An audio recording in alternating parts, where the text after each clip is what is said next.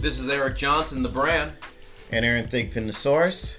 Welcome to our podcast this week. Aaron, what's happening, man? Oh, a lot. Exactly. Go ahead. We've been at this for a while, and today's subject is something that's really near and dear to our hearts. It's really hit and run. Hitting flaws with the kids and running flaws with the kids. And it's something that we see on a regular basis right now, at least for me, 5 to 7 days a week that we are trying to train hitters. And I see after they hit the ball, they have trouble running. And this runs right into your subject, being a world-class sprinter, understanding what it takes to really run correctly. And break this down for you guys today and keep it simple. But we're going to talk about the common flaws of hitting and the common flaws of running. Because there are. I know a lot of athletes like to think of themselves as individuals with their own individual problems and issues, and that is the case. But there are also some commonalities. And doing this for over 25 years, me and EJ have been able to identify those sorts of things. There's some things that everybody seems to get wrong for whatever reason. and that's really what we want to tackle today. So we'll talk about some common hitting errors or hitting flaws and some common running flaws. And these will pretty much apply to the greater population out there, especially some of you newbies and beginners. So to begin, let's start on the hitting side. You know, I'm going to just talk about some things I see on a regular basis. One, I think there's hitting mechanic flaws, and then there's a timing issue. They're two separate things that can hurt hitters. So let me talk about the timing thing, because I think that can lead to some poor mechanics. Timing has everything to do with the pitcher being in motion to throw, and also the hitter being in motion to hit. So when the pitcher starts moving, the hitter must move to be in time with the ball when it's being thrown. So if the pitcher starts back, whether in a stretch or in the windup, then the hitter needs to gather into a position where they're going to get loaded, so when the ball's thrown, they can step and hit it. That's what Joe Morgan taught me. When the ball's thrown, you step and hit it, but you have to see it first and identify that. So timing, critical in the first part of hitting. That usually will lead to hitting the ball in the sweet spot or having better swing mechanics when they're hitting. And Aaron, I know a lot of times when we're here at Game Speed at the facility and I ask you to come back and look at this player, we talk a lot about the mechanics part, but you also think that, hey, man, he's off a little bit with his timing, EJ, and that's not allowing his body parts to function correctly. Right. Yeah, I see that a lot. And again, I'm not a hitting coach, and I definitely want to put myself out there to be one. But you can see that there does take a degree of synchronizing the upper and lower body. And especially when you're talking about ground force hitting and what we talk about with the hit dynamics and force generating from the ground up through the body, and that using that kinetic chain properly. And if there isn't the proper sequencing or coordination, then you're not going to realize the speed and power that you need to be successful once you make contact with the ball. That's a great point. So I love that. So timing, that's the first flaw. Second thing is just really picking up the ball, seeing the ball or release point. So a lot of hitters just say, oh, I see the ball when it gets halfway there, or I just, nonchalantly see the ball. I think it's really important that there is a focus on release point. And also, when the pitcher starts their windup or they're in a stretch position, what are they really looking at? And I always like to say soft focus at the bill of the hat or the crown of the hat. And then when the pitcher starts the motion and you start to move, then you need to focus in on the release point of the ball. Now that's different for every pitcher. So when that ball is thrown, where is the pitcher releasing? Is he high over the top? Is he 3/4? Is he a little bit 2/3 or sidearm? Picking up the ball there is allowing you to get the best first look at the pitch. Okay, so timing and seeing the ball are the first two flaws I talk about. Now, when you talk about your first look at the pitch, what specifically are they looking at? Are they just looking at the location of where the release point is? Or are they trying to pick up the rotation on the ball? What kind of clarify that for me? So the first thing is that they're looking at the release point, where they're releasing from the ball. That's the first initial look because that allows you to see the spin of the ball. Okay. So a lot of players, if they don't do that, then they pick up the spin late. They don't know if it's a curveball or a fastball. So our first initial look at ball release, when the pitcher releases a ball, if I'm looking there first, then I can pick up the spin of the ball to tell if it's a fastball, changeup, or a curveball, and I can see how fast the revolutions of the ball's turning over to determine that that's a fastball. Or if it's a slider, is it a dot on the ball? Right. And all stuff like that. So I think those things are important in terms of seeing the ball and getting the best look to identify a pitch. Now, I'm not sure if this is a stupid question or not, but maybe, because when I played, it was just see the ball, hit the ball. I mean, yeah, you can pick up a curve, but all the rest of that, I didn't know what was going to happen. Exactly. But so, is there any rule of thumb based on the release point that an athlete might start to deduce where the location of the ball might be in general sense? So again, you talked about a release over the top, 2/3, 3/4. Is that going to tell you any idea of maybe the location of the pitch based on, again, maybe it's something that's going to be chest high, maybe it's something that's going to be belt high, or no correlation? Right. No, there is a correlation, Aaron, because I think before batters get in the batter's box, when they're on the bench, watching or observing the guy warm up in the bullpen area before the game, or watching batters before they get in the batter's box, that's determined right there. If you're the first batter of the game, you really have to get good looks in the on-deck circle, looking at, okay, what's this guy, first of all, how's he releasing the ball? How's the ball finishing? How's the catcher catching the ball? Right. That's determining factor of, is this guy throwing a lot of high fastballs, so I know that the ball's in the upper part of the zone? I always like to think of it this way, Aaron. The ball comes in a cone to you, a cylinder. And if you can imagine that cylinder is about a foot to 1.5 feet wide, and it comes in this cylinder to you at a certain trajectory, then you can determine basically, is this guy throwing inside, outside? That's why it's so important when you're in the on-deck circle, if you're the first batter, or you're on the bench watching the game and you haven't hit yet. Determining that factor is a tip in determining how you're going to pick up the baseball.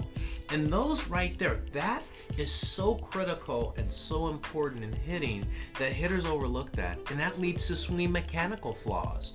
If you don't see the ball, you said it, this is a great question. See ball, hit ball. Right. That is critical and an important thing that is overlooked in teaching hitting.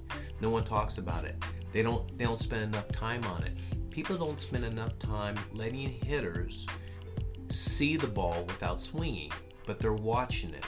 That's part of, something we talked in our Hit Dynamics program, which people will be getting soon in our package online. We talk about these things about vision and seeing, and that itself is a teaching plan or method in helping hitters develop. Yeah, I mean, just my own personal experience when I went to start to play again, that was the first thing I did. I went over to the Coliseum batting cages. They had a 90-mile-an-hour batting cage, and I dropped my coins in. I wouldn't even have a bat, and I just watched the ball.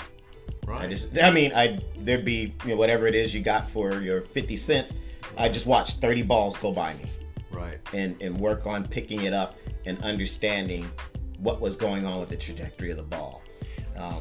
I don't know. It was just my way of acclimating to that type of speed and that type of timing versus getting there in there with my bat and trying to take swings, and I'm not really processing the information. So It's good to hear I at least had the right instinct. Your instinct's right. You know, that's part of our hit dynamic program too, Aaron, is getting the machine up and different pitches, or set it up for different pitches: slider, changeup, fastball, high fastball, low fastball, moderate speed, above average speed, really fast speed, to see the ball. Right. Like you said, see ball, hit ball. Right. So the two things we talk about really have to do with timing, and those two things are really critical. If we talk about swing mechanical flaws, another subject here, we start talking about what you mentioned earlier: ground force influence, sequencing of the body. Those things I see players' feet not in the ground stable, or I like to say their footwork is not correct. There is proper footwork that a player needs to have in order to hit. We see that being a major flaw. They don't have the right weight distribution in foot, and they don't stay in the ground long enough after the swing to give the maximum velocity of their swing speed and ball velocity when they hit it. So being stable in the ground is an issue in hitting. That's a mechanical flaw. Okay. If we're going up our chain, we talk about the rotation of the body, or the turning of the body, and being connected. We see a lot of players disconnected. Their first move is forward. Your first move needs to be back. That gives you time to see the ball, get your body in the correct positioning. Then you step. Now I'm in good shape, and then we swing. If those sequencing patterns are off, then the hitter's mechanics get off. That means when they go to swing with the correct use of the body, using the ground force and using their hips and using their arms as levers and their hands as levers and completing their swing, all that sequencing's off. And when your sequencing is off, then you're in trouble. You're not going to strike the ball, or your bat will not be in the hitting area long enough to hit the ball with any type of velocity. And we know velocity is the key of getting hits, and it leads to a lot of good things: hits, power production, run production, the ability to beat infielders and outfielders in the field on the way you sequence your body to hit the ball squarely. Okay, so I think that's another idea in mechanics. The other thing is that kids forget that the sequencing pattern of your body, starting with the lower body and working all the way up, they're using their arms and hands too much. Arms and hands are critical and very important, but that's not all. Those are smaller levers. They need to use those big muscles, whether it's their thighs, their core, to assist the hands and the arms. And we see that being a problem. They can't get the proper extension through the ball because they're not using their levers, because the lower body chain and the core is not working properly. So those are some swing mechanical flaws that we see in swinging the bat. That are some basic things that can be corrected very easily with the proper instruction and the understanding of how the body is moving. And that's why I think you and I work so well together, is we understand about this kinematic process of the body sequencing properly in order to hit the ball with some sort of velocity and some sort of swing speed. Yeah. So that leads us into our next subject, Aaron, really about, you hit the ball, you hit it really hard, but guess what? You got to get out of the batter's box and you got to run, or you're on the bases and you're trying to score. What are some running flaws, Aaron, that we see with these young athletes? And I'll really break it down to the basics. And I teach this way with any athlete in any sport. Running is a very natural movement, or it should be natural. Right. And it's very athletic. And I really boil it down to three things: posture, foot strike, and coordination. Those three things will affect how fast you run, regardless of what it looks like.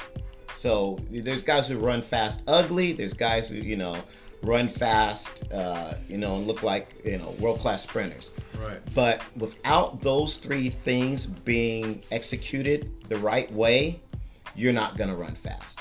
And it's really important in baseball because you're really talking about acceleration, where you don't have a lot of time to get up to speed. So those things have to be executed in the proper way.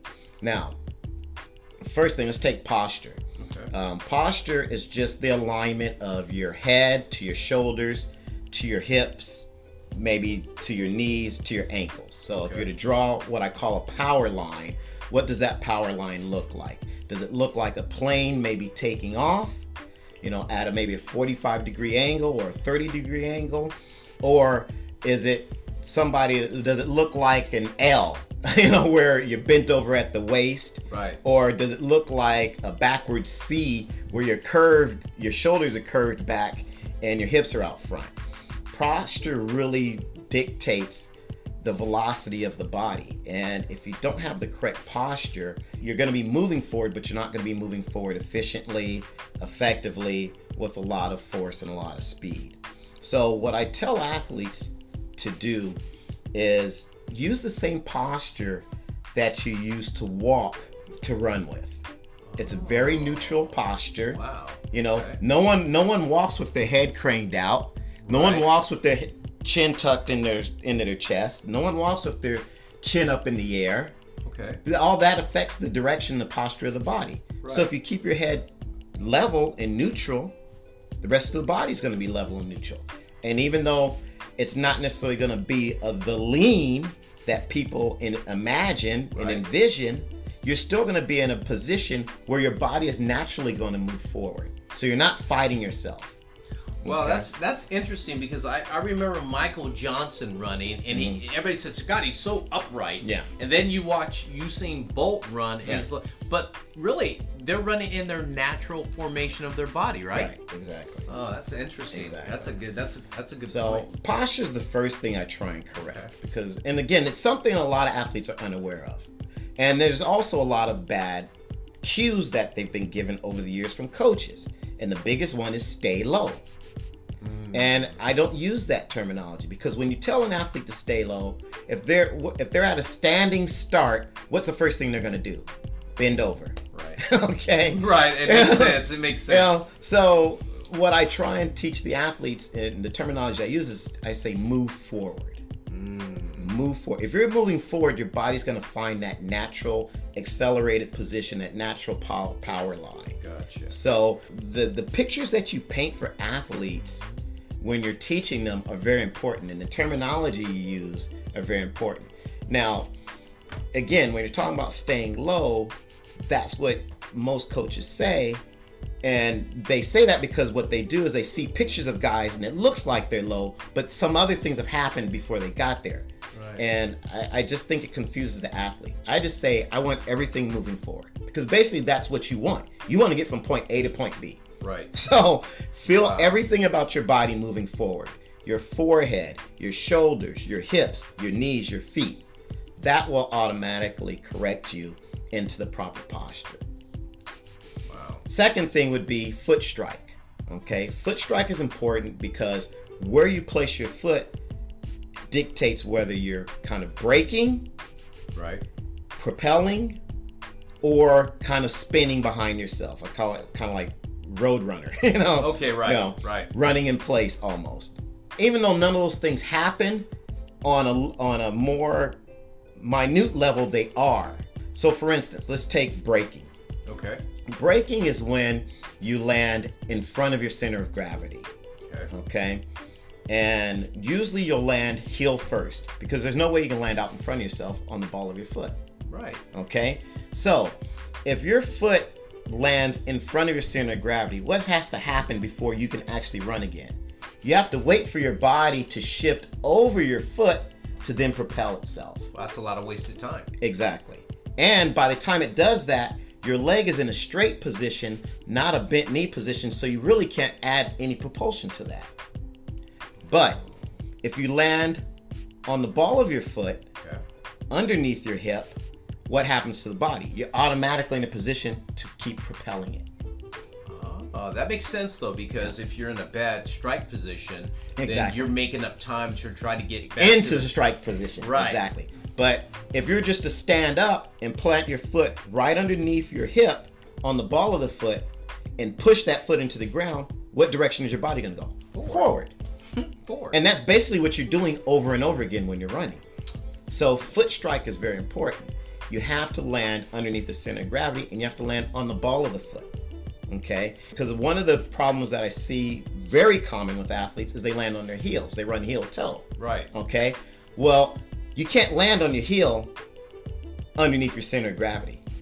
Wow. And move. Even if you're just standing in place. When you there's just no way stop and go up. Turn? Exactly. Oh, okay. Exactly. And that's what athletes who are running, because their gait is not correct, right. They don't. What's wrong with that guy's running? And so what do they have to do to try and get into a position to propel themselves? They overlean forward. Oh, so they can go forward. Exactly. And then all of a sudden that whole process is just off. Exactly. And it repeats itself. And that's what athletes need to understand is your mechanics have to be repeatable. Because when they are and they're correct, the body will really run by itself. The body knows how to run. You just got to put it in position to run.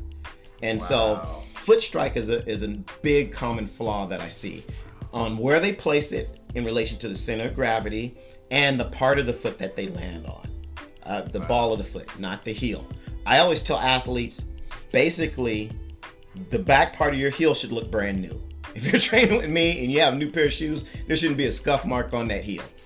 Because everything that we're going to do in terms of acceleration, speed, production of force, all happens from the ball of the foot, the forefront of the foot. So a question I have for you, when you get these athletes in here, do you ever look at their shoes when they walk in? Because their posture and stuff like that, do you ever do that? Or sometimes I do that, but you can usually tell from the way they run immediately. It's going to be apparent. Yeah, because you see it obviously every day, so it's like really easy for you. Yeah, that's a really good tip. I love that. It's pretty much it's a black or white sort of thing. Okay, gotcha. You can't kind of sort of. I mean, there's some athletes who will run flat-footed, but again, you can kind of see between forefoot, middle foot, and heel strike. Those are all going to be the same. And you can't really do most of those landing underneath the center of gravity. So that also gives you a cue. Okay. The other thing is arm swing. And I mentioned early coordination. And the reason why I mentioned arm swing now is because that actually ties into everything. Okay. The arm swing sets the rhythm and coordination for your body. And if you have improper arm swing, you're going to have improper gait. It affects your posture. It affects your ability to accelerate, everything. So if you're basically what I tell athletes is you run with your arms because they're the modulator for all these other things that are going to go on. Okay. And if you have incorrect arms, all these other things are going to be off because they're going to manifest themselves in what you do in your stride length, your power production, your rhythm, all sorts of things. I have pro athletes that come to me, NFL guys, say I got to run the 40 and the combine in 2 weeks. They never give themselves enough time. Right. Gotcha. And so the one thing that I always say that we're going to work on is the arm swing. If you can correct your arm swing, it will make the most instantaneous change in how you run. Wow. Instantaneous. I'm not saying over a period of time. Right. I'm saying I can take an athlete, and if he's got poor arm mechanics, I can switch those arm mechanics and you can see an instant change in their speed. So when I have an athlete and we're pressed for time, that's probably the first thing I'm going to focus on because that will make a direct change. And basically what happens is the feet follow the arms. If your arms are going choppy side to side, you're going to have a choppy stride. You're going to have a zigzag gait. Okay?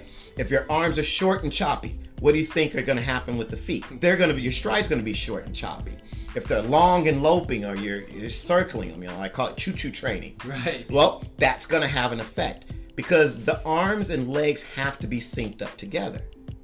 And if they're not, if you have one arm that comes up high and one arm comes up low, well, guess what's going to happen? You're going to have one long stride and one short stride.